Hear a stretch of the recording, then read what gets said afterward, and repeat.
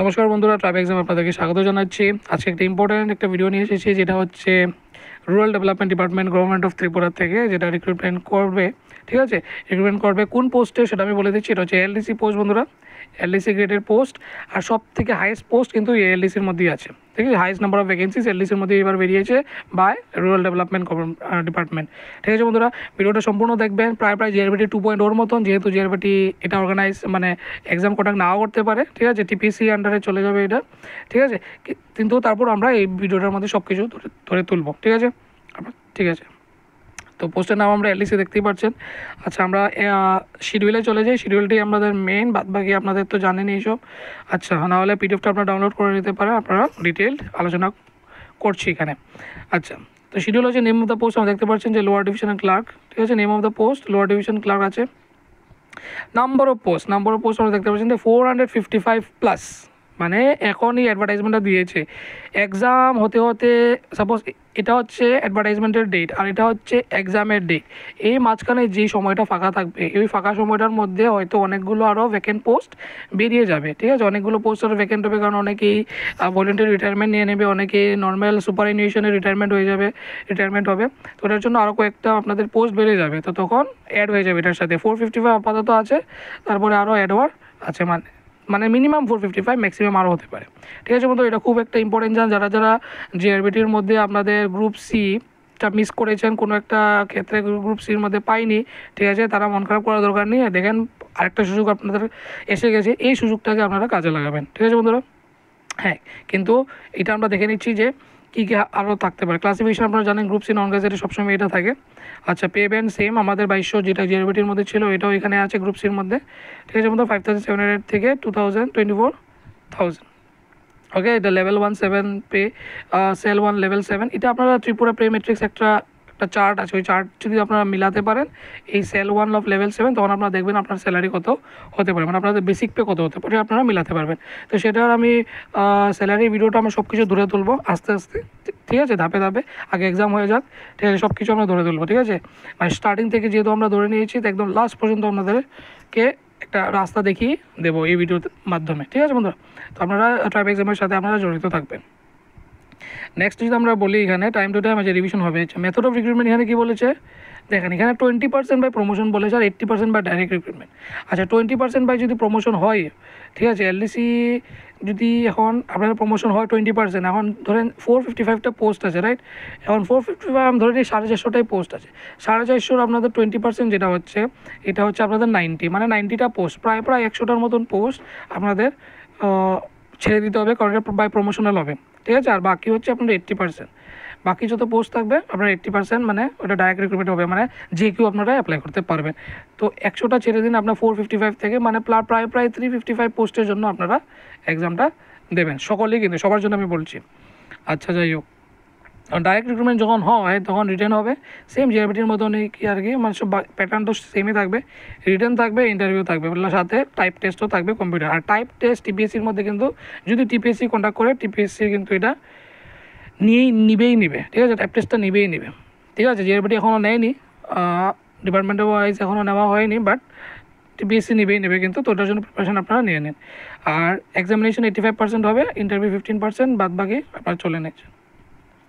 আচ্ছা, দেখে নেবো আমরা এজ লিমিট, এখানে দেখবো 18 থেকে 40 ইয়ার্স পর্যন্ত আপনারা অ্যাপ্লাই করতে পারবেন। আর যারা আপনাদের এসটি এসসি পিডব্লিউডি পিএইচ রয়েছেন তাদেরকে 5% রিল্যাক্সেশন দেওয়া হয়েছে, means 5 years relaxation, 5 years relaxation আপনাদেরকে দেওয়া হয়েছে, মানে আপনারা 45 পর্যন্ত আপনারা দিতে পারবেন। ঠিক আছে, এডুকেশন কোয়ালিফিকেশনটা দেখে নিই, সেটা হচ্ছে মাধ্যমিক বা ইকুইভ্যালেন্ট এক্সামিনেশন, বা মাধ্যমিক পাস থাকলে বা 10 পাস থাকলেই হবে। ঠিক আছে, নলেজ অফ কম্পিউটার খুবই জরুরি, 30 words per minute typing test English আপনাদের জানা থাকতে হবে। আর বেঙ্গলি টাইপে যদি হন তাহলে মিনিমাম স্পিড আপনাদের 25 ওয়ার্ডস পার মিনিট থাকতে হবে। ঠিক আছে, কম্পিউটার নলেজ লাগবে। আচ্ছা, আর এটা কিন্তু টাইপ টেস্টটা হবে সম্পূর্ণ কিবোর্ডের মধ্যে, কারণ আগের মতন এখন আর টাইপরাইটারের মধ্যে হচ্ছে না। ওকে, তারপরে এখানে বলে দিয়েছে যদি আপনাদের 6 মাসের মধ্যে যদি না হয়, shall be given a consolidated pay for a period of 6 months, at the end of which they should be tested again in typing test। 6 মাস, এখন সাপোজ আজকে টাইপিং টেস্টটা নেওয়া হলো, আজকে আপনি কোয়ালিফাই করতে পারেননি, 25 ওয়ার্ডস পার মিনিট ইন বেঙ্গলি পারেননি, আর 30 words per minute in English আপনারা টাইপ করতে পারেননি, তখন আপনাদেরকে ওই দিনটার থেকে 6 মাসের একটা টাইম ডিউরেশন দেওয়া হবে। ওই টাইম ডিউরেশনের পরে ঠিক আছে আরেকটা টেস্ট নেওয়া হবে, যখন যদি আপনারা পান, ঠিক আছে, তখন যদি আপনারা কোয়ালিফাই হন তখন আপনারা কী হবে দেখেন, they will continue to be employed in the consolidated pay মানে ওই ফিক্সড পে আর কি, ঠিক আছে, সেম জিআরবিটির মতনই। যদি আপনারা টাইপ টেস্ট কোয়ালিফাই না করতে পারেন তাহলে কিন্তু যত সময় আপনারা টাইপ টেস্ট কোয়ালিফাই না করছেন ততক্ষণ আপনারা ফিক্সড পেতে থেকে যাবেন, এগুলো আপনারা রেগুলার হবে না।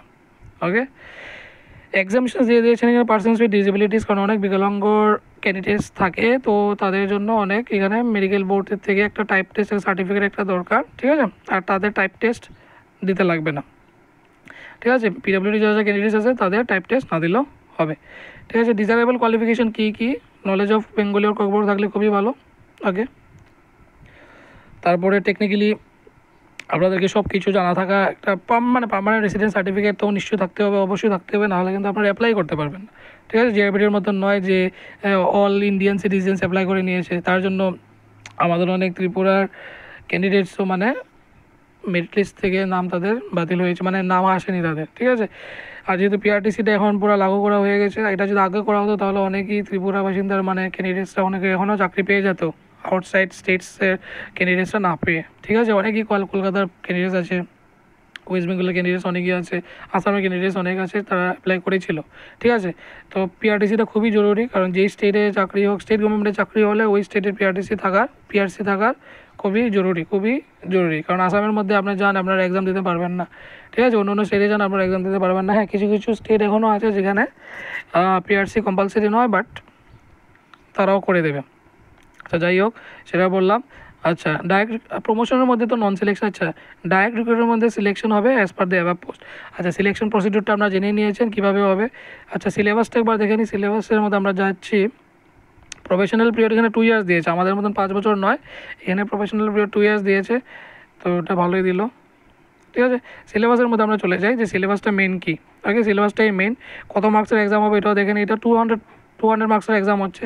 তা আগে যে আমরা দেখেছিলাম যে রিটেন 85%, উপরে যে আমরা দেখেছিলাম 85%, আর ইন্টারভিউ বা ভাইভা হচ্ছে 15%, মানে এটা ওয়েটেজ, ঠিক আছে। আপনারা এক্সাম দিচ্ছেন 170 মার্কসের এক্সাম দিচ্ছেন, আর 30 মার্কসের ইন্টারভিউ দিচ্ছেন, তাহলে 200 মার্কের মধ্যে 170 আপনাদের হচ্ছে রিটেন, তো ওইটা তো 85%ই হচ্ছে, বুঝতে পারছেন।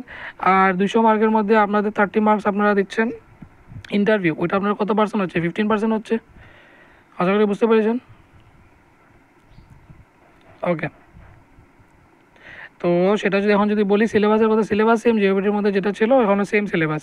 পেপার 1 থাকছে প্রথম, পেপার 2, কারণ পেপার 1-এর জন্য আমরা 2 ঘন্টা পাবেন, পেপার 2-এর মধ্যে 2 ঘন্টা পাবেন, এগুলি সব এমসিকিউ টাইপ, ঠিক আছে। আমি আচ্ছা এই সিলেবাসের সাথে আমি জিআরবিটির সিলেবাসের একটা তুলনা করছি। যখন গ্রুপ সি এক্সাম দিয়েছিলাম আমরা সবাই, তখন কী হয়েছিল যে পেপার 1-এর জন্য 2 ঘন্টা পেয়েছি, তো ওইটা একটু ইন্টারেস্টিং ছিল। ওকে, নলেজ অফ ইংলিশ একটা টেস্ট করা হবে, জব ওরিয়েন্টেড কোশ্চেন্স থাকে, ঠিক আছে।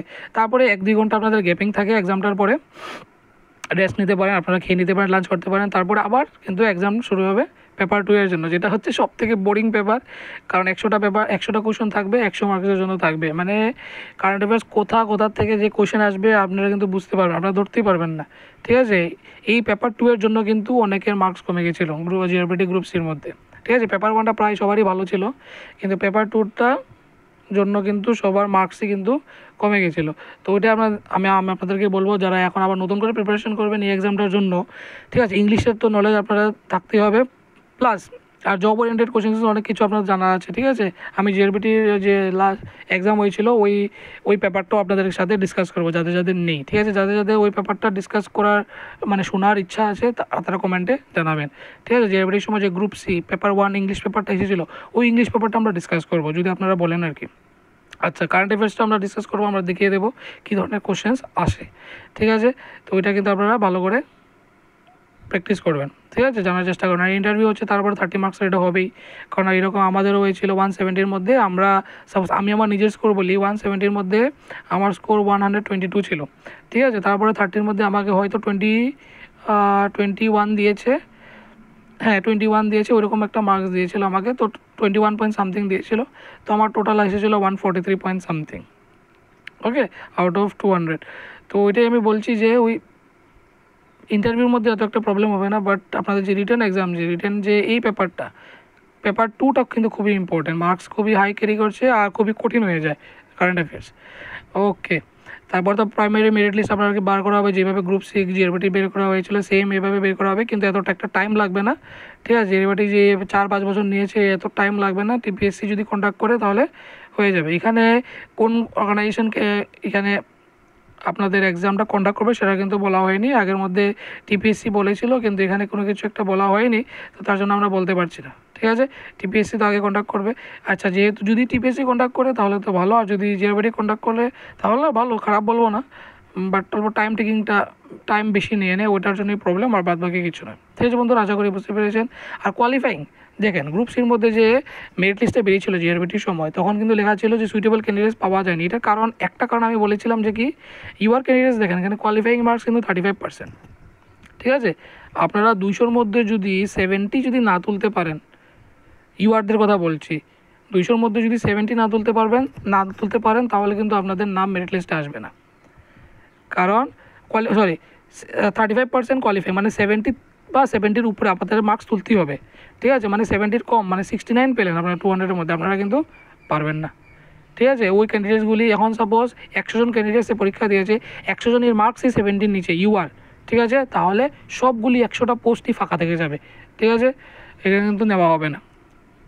তো সেটার কথা আমি বলছি যে কোয়ালিফাইং মার্কসটা আপনাদের পেতেই হবে।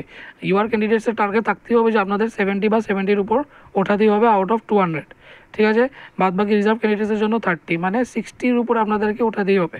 এমনি হাও 70-র নিচে যদি আপনারা থাকেন, ইউআরদের বলছি, আর 60-র নিচে যদি আপনারা থাকেন, বাকি ক্যান্ডিডেটসদেরকে বলছি, যদি আপনারা থাকেন তাহলে মেরিট লিস্টে আপনাদের নাম কোনো দিনও আসবে না।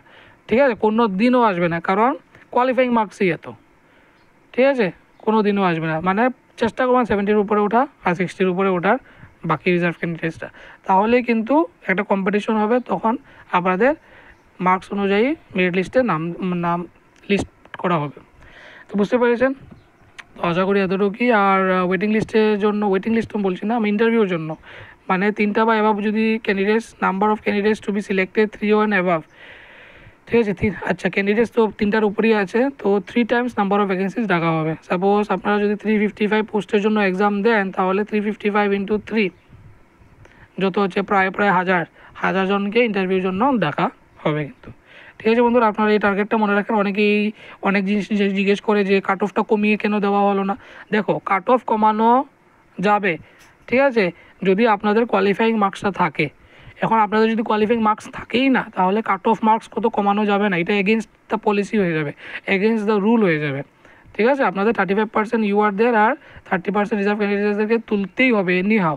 ঠিক আছে, তাহলে আমরা কাট অফ নিয়ে কথা বলতে পারবেন না, 35% আর 30% তুলতেই হবে। ঠিক আছে, সেটার বিষয়ে যদি কোনো একটা ডাউট থাকে তাহলে আপনারা কমেন্টে জানাবেন, আমি আরেকটা আলাদাভাবে ভিডিও বানাবো যাতে আপনাদের ক্লিয়ার হয়। ঠিক আছে বন্ধুরা, আজকের পর্যন্ত এতটুকুই। কমেন্ট অন করবেন, ধন্যবাদ।